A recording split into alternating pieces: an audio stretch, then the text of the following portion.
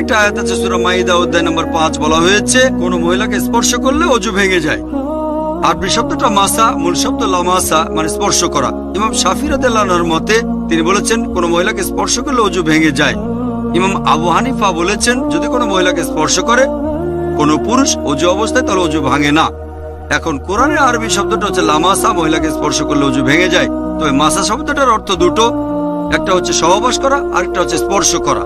ইমাম শাফি রাদিয়াল্লাহু আনহু তিনি বলেছেন এটা স্পর্শ করা।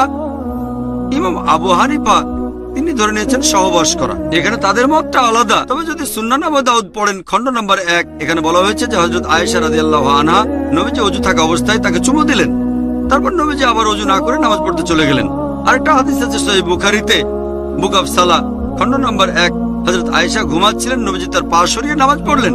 এটাই প্রমাণ করে যে স্পর্শ করলে অজু ভেঙে যায় না।